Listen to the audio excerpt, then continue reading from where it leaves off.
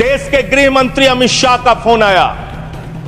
अमित शाह कहते हैं बीरेन्द्र सिंह तुम बम मारता है, बीरेन्द्र सिंह तुम बम मारता है, चुपके से मारा करो। वो बहुत ही गंभीर ऑडियो है मान्यवर, उसकी जांच होनी चाहिए और उसकी जांच में अगर सत्यता पाई जाती है तो उस चीफ मिनिस्टर के खिलाफ उसको गिरफ्तार करके उसकी कार्रवाई होनी चाहिए और यह ऑडियो सार्वजनिक होना चाहिए। इस ऑडियो की जांच होनी चाहिए, इस ऑडियो का पता लगना चाहिए और देश में माहौल खराब करने के काम बंद कर दो। नफरत फैलाने से देश आगे नहीं बढ़ेगा। भारतीय संसदीय इतिहास में सबसे ज्यादा समय तक सस्पेंड करके रखा गया मणिपुर का मुद्दा उठाने के कारण 11 महीने में सस्पेंड रहा। 11 महीने सदन से बाहर रहा। मान्यो, मणिपुर का बजट ऐसे वक्त में आ रहा है जब देश की अर्थव्यवस्था की हालत पतली है। शेयर मार्केट में 5 महीने के अंदर देश के आम लोगों का 94 लाख करोड़ रुपए डूब गया। मान्यो, मणिपुर का बजट ऐसे समय में आ रहा है जब बेरोजगारी 50 वर्षों में सबसे ज्यादा बढ़ गई है। मणिपुर का बजट ऐसे वक्त में आ रहा है जब 186 लाख करोड़ रुपए का कर्जा हिंदुस्तान के ऊपर है मोदी सरकार के इस कार्यकाल के अंदर। मणिपुर का बजट ऐसे समय में आ रहा है जब अमीर और गरीब के बीच की खाई इतनी बढ़ गई है जितना 100 साल पहले थी। और मां शब्द से इनको बहुत प्यार है। मां से मटन इनको याद रहता है, मां से मछली याद रहती है इनको, मां से मुगल याद रहता है, मां से मुसलमान याद रहता है, लेकिन मां से मोदी को मां से मणिपुर याद नहीं रहता। मान्यवर, 2 साल का वक्त हो गया, मणिपुर जल रहा है। देश के केंद्रीय मंत्री का घर जलाया गया, राज्य के पीडब्ल्यूडी मंत्री का घर जलाया गया, राज्य के कंज्यूमर अफेयर्स मिनिस्टर का घर जलाया गया, कई विधायकों के घर जलाए गए। लेकिन बावजूद इसके भारत के प्रधानमंत्री को एक दिन का भी वक्त नहीं मिला 2 साल के अंदर कि वो मणिपुर जा सके अपनी संवेदना जताने के लिए, वहां के लोगों के साथ खड़े हो सके। इस बात की उनको फुर्सत नहीं मिली। देश का प्रधानमंत्री देश का अभिभावक होता है मान्यवर, देश का अगुवा होता है। सरकार लोगों की माई बाप होती है, लेकिन राज्य की सरकार मणिपुर को जलाने में लग जाती है और केंद्र की सरकार, जो राज्य सरकार मणिपुर को जला रही थी, उस सरकार की मदद करने में लग जाती है। ऐसे में कैसे बचेगा मणिपुर? कैसे बचेगा मणिपुर? और ये बात मैं पूरी जिम्मेदारी से कह रहा हूं मान्यवर, यह देश राष्ट्रपिता महात्मा गांधी के आदर्शों पर चलेगा, यह देश गौतम बुद्ध के आदर्शों पर चलेगा, यह देश अहिंसा के आदर्शों पर चलेगा। लेकिन मुझे अफसोस है आज पूरे देश में हिंसा क्यों हो रही है, आज पूरे देश में दंगे फसाद की नौबत क्यों आती है, आज पूरे देश में नफरत क्यों फैलाई जाती है? उसकी वजह है कि आपको गांधी से प्यार नहीं है, आप गोडसे को पूजने वाले लोग हो। इसीलिए देश के अंदर माहौल खराब हो रहा है। और ये बात मैं इसलिए कह रहा हूं कि दुनिया के 80 मुल्कों में साबरमती के संत राष्ट्रपिता महात्मा गांधी की मूर्तियां लगी हुई है मान्यवर, दुनिया के 80 देशों में। लेकिन इसी संसद के प्रांगण में राष्ट्रपिता महात्मा गांधी की जो मूर्ति मुख्य स्थान पे लगी थी, उसको आपने कोने में कर दिया, क्योंकि आपको तो गोडसे की पूजा करनी है, आपको तो हिंसा फैलाना है देश में, आपको नफरत फैलाने का काम करना है। और जो ऑडियो की चर्चा टीएमसी की सांसद कर रही थी, शायद वो अपनी बात पूरी नहीं कर पाई। वो बहुत ही गंभीर ऑडियो है मान्यवर, उसकी जांच होनी चाहिए और उसकी जांच में अगर सत्यता पाई जाती है तो उस चीफ मिनिस्टर के खिलाफ उसको गिरफ्तार करके उसकी कार्रवाई होनी चाहिए, क्योंकि वो बहुत ही गंभीर है। वायर नाम की एक न्यूज वेबसाइट है, उसने वो ऑडियो जारी किया जिसमें मुख्यमंत्री कह रहा है, मेरे पास देश के गृह मंत्री अमित शाह का फोन आया। अमित शाह कहते हैं बीरेन्द्र सिंह तुम बम मारता है, बीरेन्द्र सिंह तुम बम मारता है, चुपके से मारा करो। ये देश के गृह मंत्री और राज्य के मुख्यमंत्री के बीच की, देश के गृह मंत्री और राज्य के मुख्यमंत्री के बीच की चर्चा है। और ये ऑडियो सार्वजनिक होना चाहिए, इस ऑडियो की जांच होनी चाहिए, इस ऑडियो का पता लगना चाहिए कि वो जो मुख्यमंत्री बोल रहा था बीरेन सिंह, वो सच बोल रहा था या गलत बोल रहा था। पूरे देश को इसका पता लगना चाहिए। मान्यवर उस ऑडियो की जांच होनी चाहिए। मान्यवर, आप बजट की बात कर रहे हैं, मणिपुर के लिए आपने क्या किया?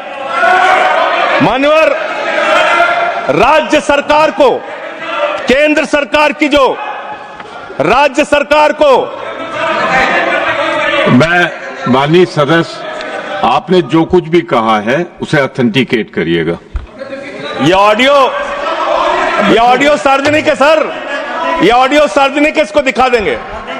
सर, आपने ऐसा राज्य जो आज बदहाली में है, जहां पे लगभग 300 लोगों की जान जा चुकी है, 60,000 लोग बेघर हो चुके हैं, उस राज्य में जहां पे 5,000 घर जलाए गए लोगों को, उस राज्य में जहां पर 386 धार्मिक स्थान, जिसमें मंदिर है, चर्च है, मस्जिद है, तमाम धार्मिक स्थानों को जलाने का काम किया गया।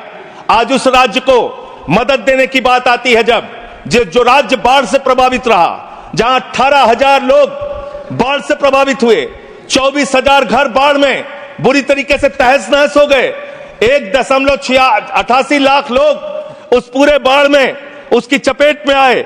मान्यवर, ऐसे राज्य को जब मदद देने की बात आती है तो मुझे बहुत अफसोस के साथ कहना पड़ता है, आपने बजट में जो बढ़ोतरी की है, 34,899 करोड़ का बजट 2024-25 में था, और उस बजट को रिवाइज किया आपने, बजट को कर दिया 32,656 करोड़ रुपए। और फिर उसी बजट को जब आप 25-26 में लेके आ रहे हैं तो मात्र 5.5% आपने बढ़ाया, और उसको करके 35,103 करोड़ रुपए का बजट आपने किया। यह आपके मणिपुर के प्रति आपकी धारणा है, आपकी योजना है। आपने सेंट्रल, केंद्र सरकार के द्वारा जो स्कीम चलाई जाती है, उसमें आपने मणिपुर के साथ कितना भेदभाव किया है, उसकी एक तस्वीर आपके सामने रखूंगा।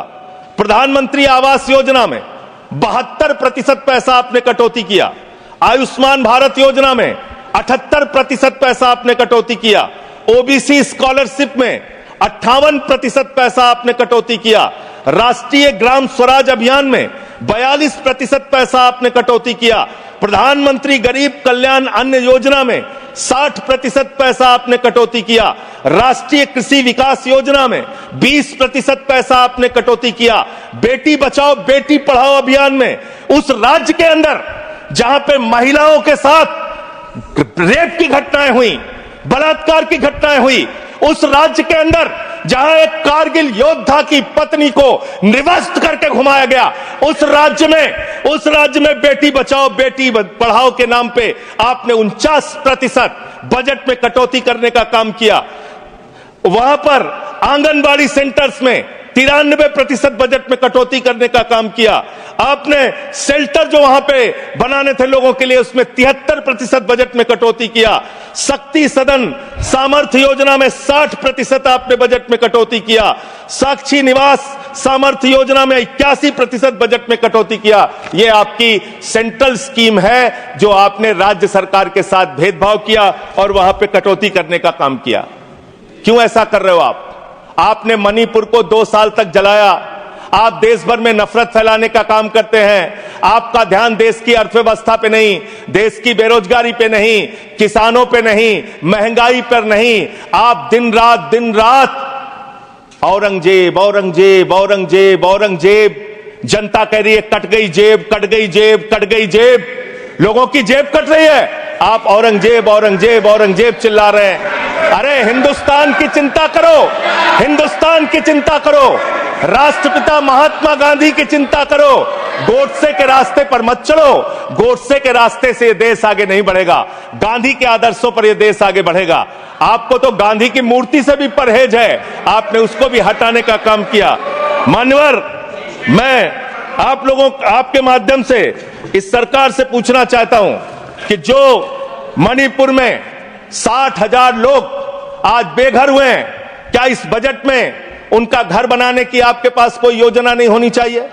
आज जो मणिपुर के अंदर लोगों के घर जलाए गए हैं, क्या उनका घर बनाने की योजना आपके पास नहीं होनी चाहिए? आपने बजट में कोई प्रावधान उनके लिए नहीं रखा, आपने कोई चिंता मणिपुर के लोगों के लिए नहीं की। दो समुदायों के बीच में अगर झगड़ा हो रहा था तो राज्य के मुख्यमंत्री को, देश के प्रधानमंत्री को उनके बीच सामंजस्य पैदा हो, उनके बीच एकता भाईचारा पैदा हो, इसलिए उस राज्य में शांति की स्थापना के लिए काम करना था, लेकिन आपने वो काम नहीं किया। 2 साल तक सारा विपक्ष चिल्लाता रहा, मणिपुर के मुख्यमंत्री को हटाओ, मणिपुर के मुख्यमंत्री को हटाओ, लेकिन आपने मणिपुर के मुख्यमंत्री को नहीं हटाया। आप राष्ट्रपति शासन तब लगा रहे हैं जब वो ऑडियो बाहर आता है, जब उस ऑडियो का संज्ञान लिया जाता है, जब ये चर्चा होने लगती है कि अगर इस ऑडियो की असलियत खुल गई तो न सिर्फ राज्य सरकार के मुख्यमंत्री की बल्कि केंद्र के बड़े बड़े नेताओं की भी कलई देश के सामने खुल जाएगी। इसलिए मान्यवर, मैं आपके माध्यम से इतना ही इस सरकार से कहना चाहता हूं कि आप कृपा करके इस देश का माहौल खराब करने की कोशिश मत कीजिए। मणिपुर की चिंता कीजिए, मणिपुर में कैसे लोकतंत्र की बहाली हो इस बात की चिंता कीजिए। आपने राष्ट्रपति शासन लगा दिया, यह बहुत दुर्भाग्यपूर्ण है मान्यवर कि मणिपुर का बजट पार्लियामेंट में चर्चा हो रही है। मणिपुर का बजट मणिपुर की विधानसभा में चर्चा होती, मणिपुर के बजट के बारे में योजनाएं मणिपुर की विधानसभा में चर्चा की जाती, लेकिन यह दुर्भाग्यपूर्ण है कि मणिपुर का बजट देश की संसद में हम सब लोगों को चर्चा करनी पड़ रही है। वहां लोकतंत्र की स्थापना के लिए पहल कीजिए, वहां शांति की बहाली के लिए पहल कीजिए, क्योंकि लोकतंत्र अगर खत्म होता है, लोकतंत्र का अगर गला घोटा जाता है मान्यवर, तो तानाशाही आती है, और तानाशाही किसी भी दृष्टि से किसी भी देश के लिए अच्छी नहीं है। अगर तानाशाही आती है तो वहां दंगे होते हैं, फसाद होते हैं, नफरत होती है, दो समुदायों के बीच में झगड़ा होता है, तो लोकतंत्र की बहाली मणिपुर में कैसे होगी? मणिपुर को कैसे अधिक से अधिक आर्थिक सहयोग आपकी तरफ से दिया जा सकता है, इसके बारे में सरकार को चिंता करनी चाहिए। और प्रधानमंत्री जी फिर मां से मॉरिशस में हैं, मां से मणिपुर कब जाएंगे, इस बात का इंतजार देश की जनता को है कि अब आपको कोई वीजा नहीं चाहिए मणिपुर जाने के लिए। आप अमेरिका चले जाते हैं, लंदन चले जाते हैं, आप पूरी दुनिया घूम लेते हैं, आप कतर हो आते हैं, आप दुबई हो आते हैं, कतर के शेखों को गले भी लगाते हैं, जैसे कुंभ के मेले में बिछड़े हुए भाई हैं, इस तरीके से कतर के शेखों को आप गले लगाते हैं। ऐसे ही गले आप मणिपुर के भाइयों को भी लगाइए, मणिपुर के लोगों को भी लगाइए, उनको भी अपना सहारा दीजिए। आप देश के प्रधानमंत्री हैं, देश के अभिभावक हैं, और इस सरकार से मैं अंत में फिर से यही कहूंगा आपके माध्यम से कि मणिपुर की चिंता करो और देश में माहौल खराब करने के काम बंद कर दो। नफरत फैलाने से देश आगे नहीं बढ़ेगा। मोहब्बत की बुनियाद पर हिंदुस्तान आगे बढ़ेगा, नफरत की बुनियाद पर हिंदुस्तान आगे नहीं बढ़ेगा। बहुत बहुत धन्यवाद माननीय।